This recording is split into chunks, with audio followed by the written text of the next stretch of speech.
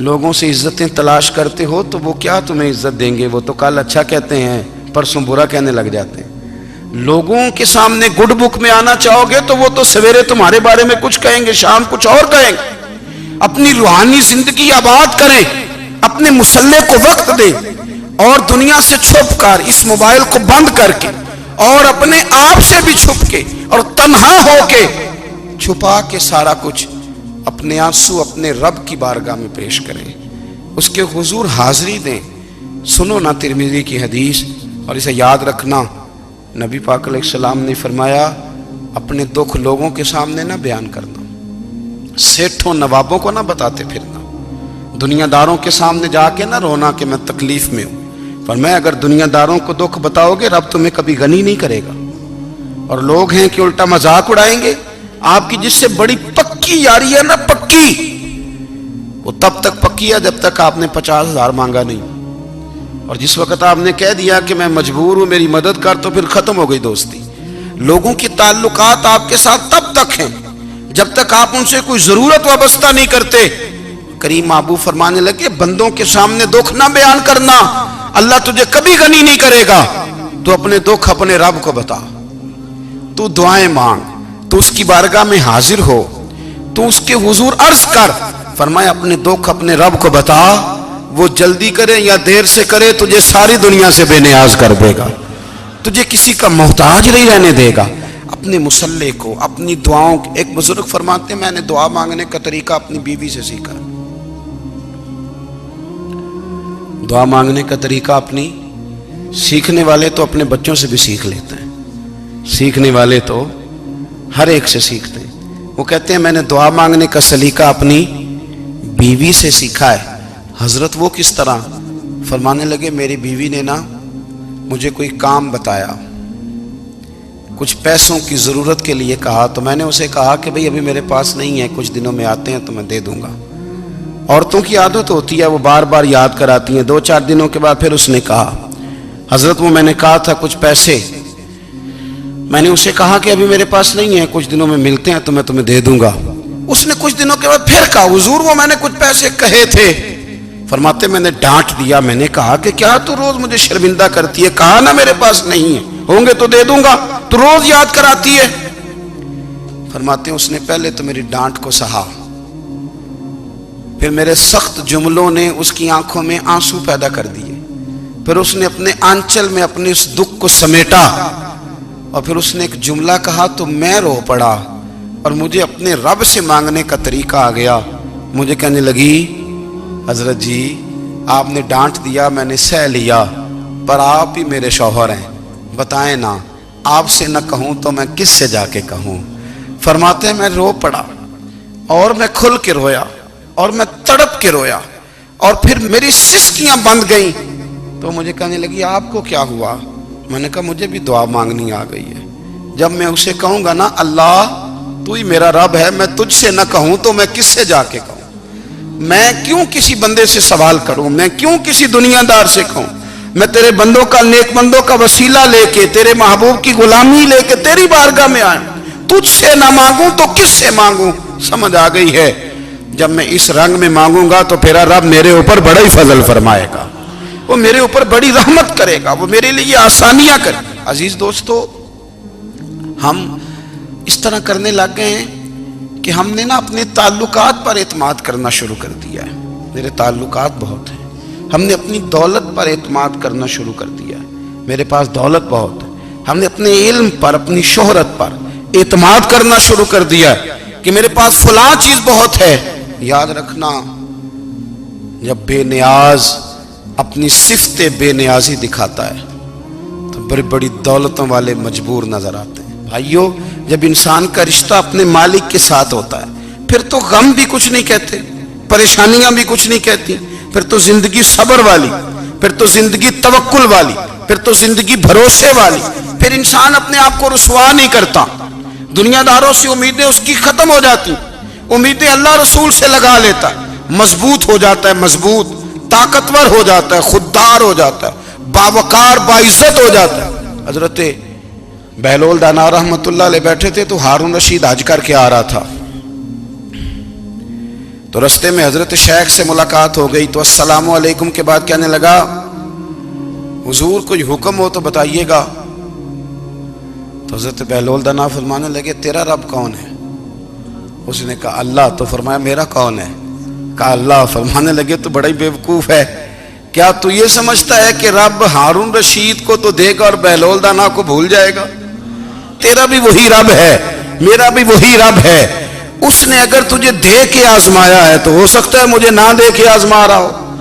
جب اس کی حکمت کے تقاضے ہوں گے تو عطا کرے گا اور دے گا. تو جا اپنا کام کر.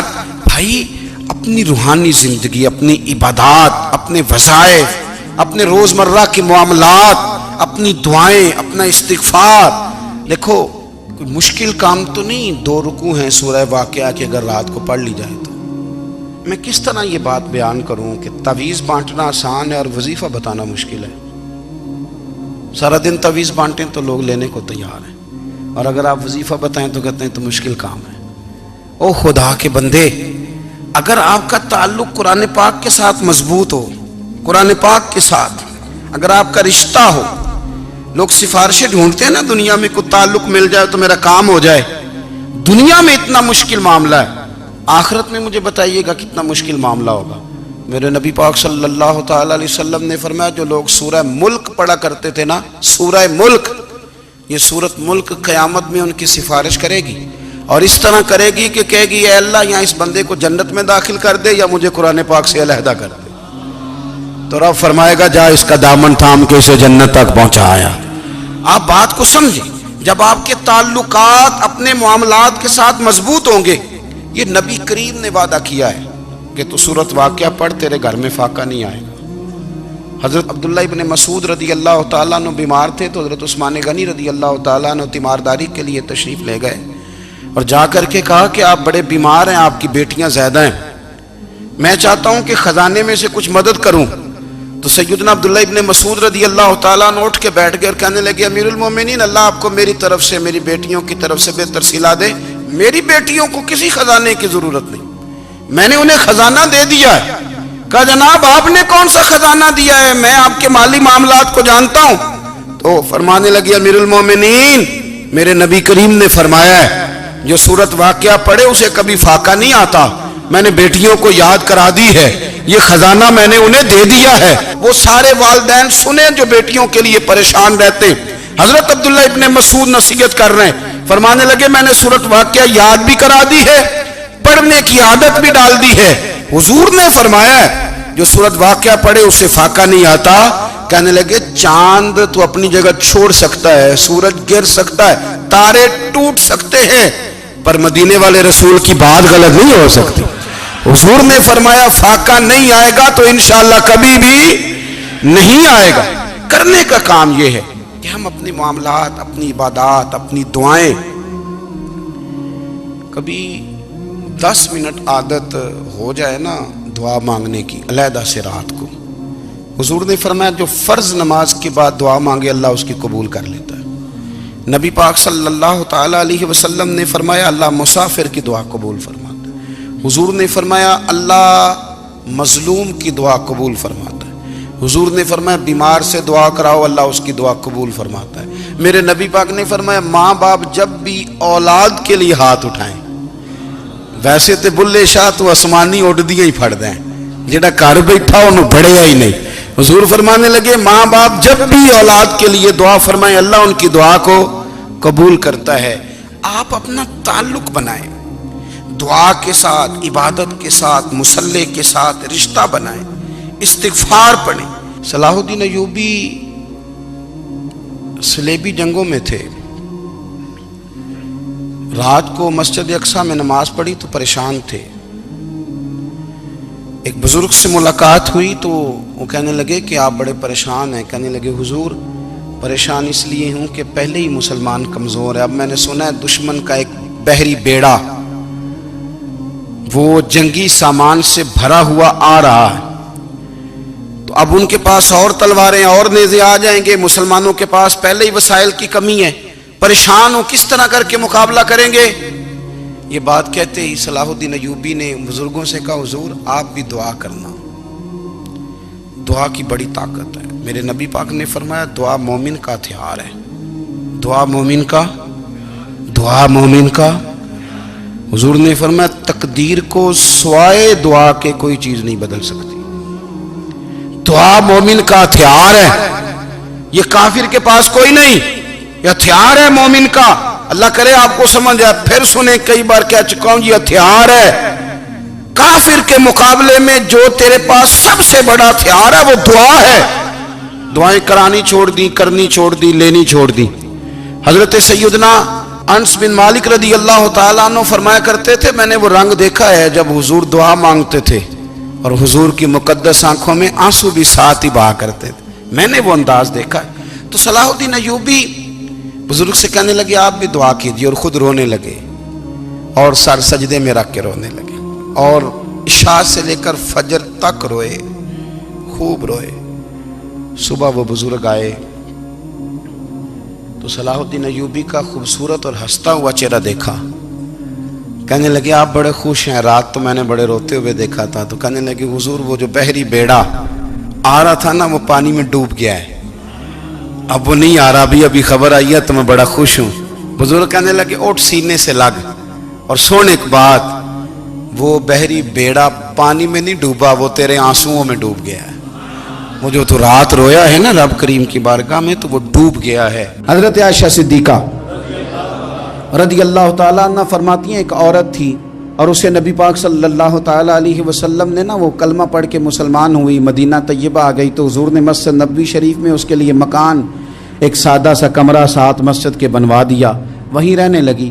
اکثر وہ سیدہ طیبہ کے پاس آتی تو حضرت عائشہ صدیقہ رضی اللہ تعالیٰ عنہ فرماتی ہیں وہ بڑی باتیں سناتی اور آخر میں کہتی وہ ہار والا دن بھی بڑا عجیب دن تھا اور میرے رب کی قدرتوں کا دن تھا، وہ بھی بڑا عجیب دن تھا۔ سیدہ عائشہ صدیقہ رضی اللہ تعالیٰ عنہ ایک دن فرمانے لگی کہ تو ہار والے دن کا بڑا ذکر کرتی ہے، وہ کیا دن تھا؟ تو خاتون کہنے لگی اماں جی وہ دن تھا جب میرے رب پر بھروسہ اور مضبوط ہو گیا، جس دن میرا اپنے رب پر توکل اور بڑھا، میرے ایمان میں یقین میں اور پختگی آئی۔ کہنے لگی میں ایک گھر کی کنیز تھی، نوکرانی تھی، اس گھر میں ایک بچی تھی جس کے پاس سونے چاندی ہیرے جواہرات کا ہار تھا۔ اس زمانے میں نا چمڑے کے اوپر لوگ ہیرے جواہرات لگاتے تھے، کئی دفعہ سرخ رنگ کے چمڑے پہ لگائے جاتے تھے، وہ بچی پہنتی تھی۔ تو کہتی ہیں وہ بچی کے اس نے اتار کے رکھا یا اس سے گرا وہ ہار تو چیل اسے اٹھا کے لے گئی گوشت سمجھ کے اور میرے سامنے اٹھا کے لے گئی۔ گھر والوں نے مجھ سے پوچھا، یہ بخاری میں موجود ہے، گھر والوں نے پوچھا مجھ سے کہ وہ ہار کہاں ہے تو میں نے کہا چیل اٹھا کے لے گئی۔ گھر میں کچھ چوری ہو جائے تو سب سے پہلا الزام کس پہ لگتا ہے؟ ملازمین پہ۔ کہتے انہوں نے مجھے بڑا مارا، بڑی تکلیف تھی، حتیٰ کہ میری شرمگاہ تک کی تلاشی، میری عزت اتنی خراب کی میں بتا نہیں سکتی۔ میں نے اپنی زندگی میں ایک واقعہ دیکھا، ایک امیر گھر میں چوری ہو گئی، ملازم کو اتنا مارا کہ وہ چارپائی پہ پڑ گیا، پولیس والوں سے اتنی مار پروائی گئی کہ وہ بیچارہ چارپائی پہ پڑ گیا، اور پھر وہ اتنا بیمار ہوا اور کچھ دنوں کے بعد پتہ چل گیا کہ چور تو اپنا بیٹا ہے ان کا، پھر اس کا انتقال ہو گیا۔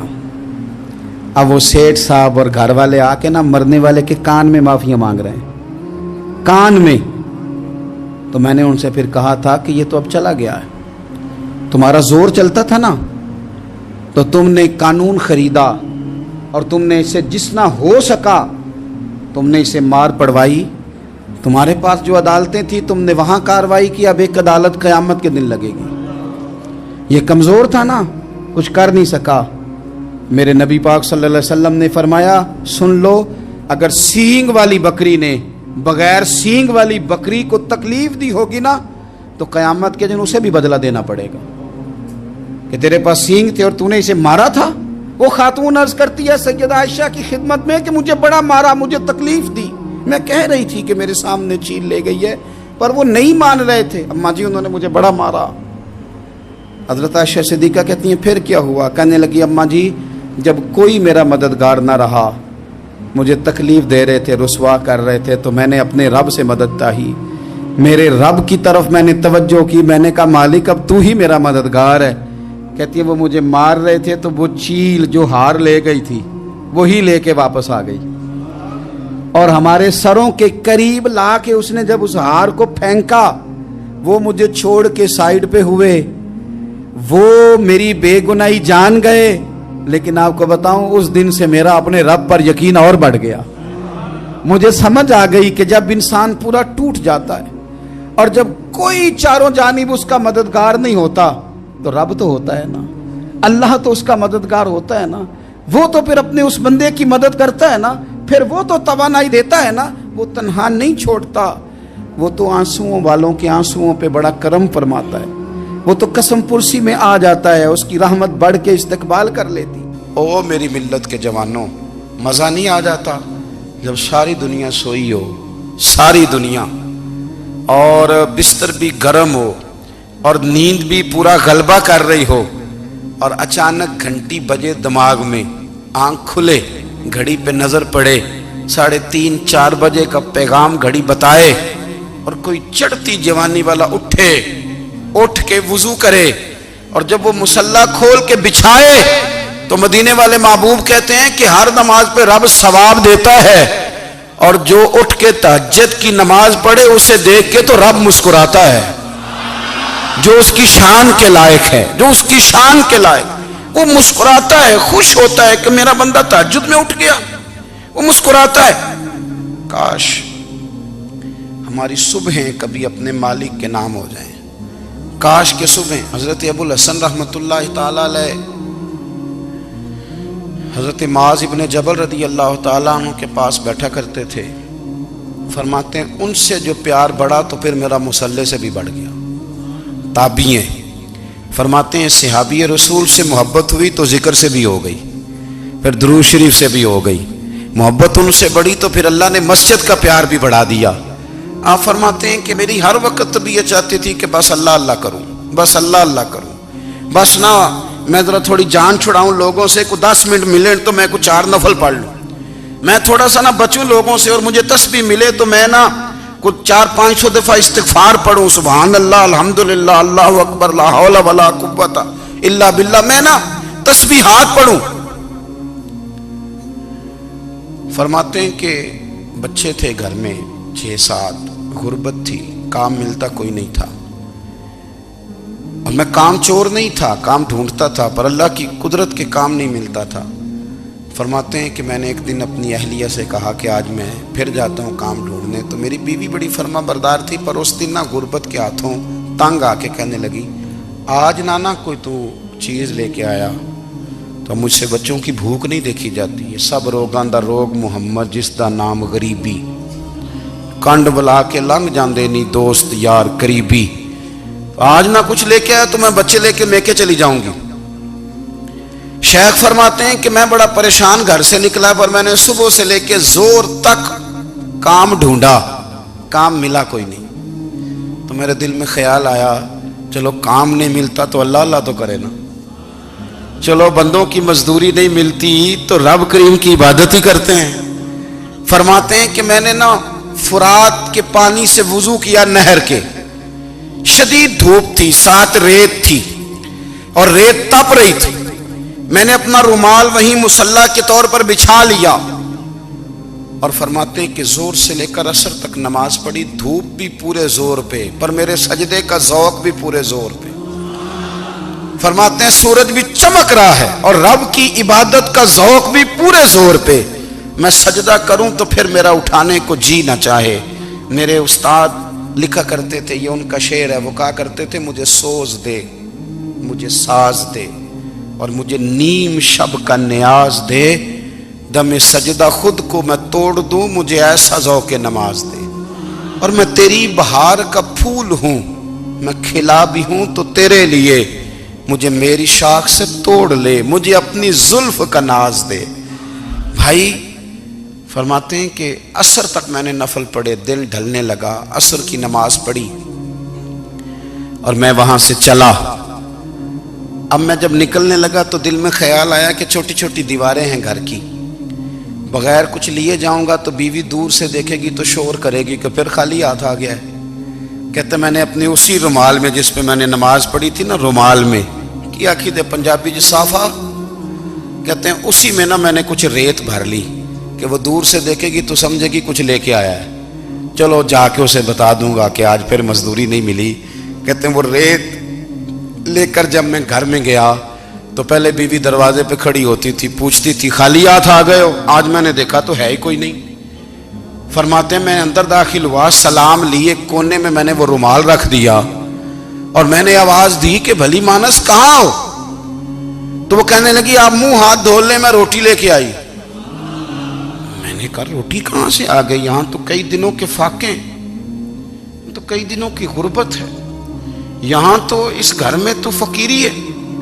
फरमाते हैं कि वो रोटी लेके आई और उस वक़्त की जो मौजूदा नेमतें थी, समझ ले सलाद अचार हर चीज साथ लाई। मैंने कहा कि बच्चे कहाँ गए? कहने लगी वो खाना खा के खेलने गए, आप खाना खा लें आ जाते। खाना उसने चुन दिया। मैंने हैरत अंगेज लहजे में सारी नेमतें अपने दस्तरखान पे देख करके बीवी से पूछा ये कहां से आया खाना? बच्चों को तूने कहां से खाना खिलाया? ये सारा कुछ कैसा है? तो कहने लगी पता नहीं आज आप किस करीम की मजदूरी करने चले गए थे, पता नहीं किस करीम की, मेरे घर में तो इतनी नेमतें आई हैं कि मुझसे संभाली नहीं जा रही, इतना अनाज है, इतना गंदुम है, किस करीम के दरवाजे आज चले गए थे? ये कहते कहते वो उठी और उठ करके कहने लगी पहले बड़ा कुछ आया था, अब क्या ले आए हो? और जा करके ना उसने वो रेत वाला रुमाल खोला। कहने लगे मैं तो लेके आया था रेत, तो मेरे रब ने उसे भी सोने और हीरे बना दिया था। जब आपकी तवज्जो अल्लाह की जानी, मेरे नबी पाक सल्लल्लाहु ताला अलैहि वसल्लम ने फरमाया हर चीज अपने रब से मांग, हर चीज मांग, हर चीज मांग। या रसूलल्लाह क्या कुछ? मेरे महबूब ने फरमाया तेरे घर में नमक भी खत्म हो जाए तो वो भी अपने रब से मांगा कर। तू मांगना, वो तुझे देगा, तो उसकी बारगाह में कशकोले तलब दराज तो करना। और तिरमिजी शरीफ में अजीब लफ्ज है, रसूल कायनात ने फरमाया, रब करीम फरमाता है जब मेरा बंदा हाथ उठाता है ना तो मुझे हया आती है कि मैं खाली कैसे लौटा दूं इसके।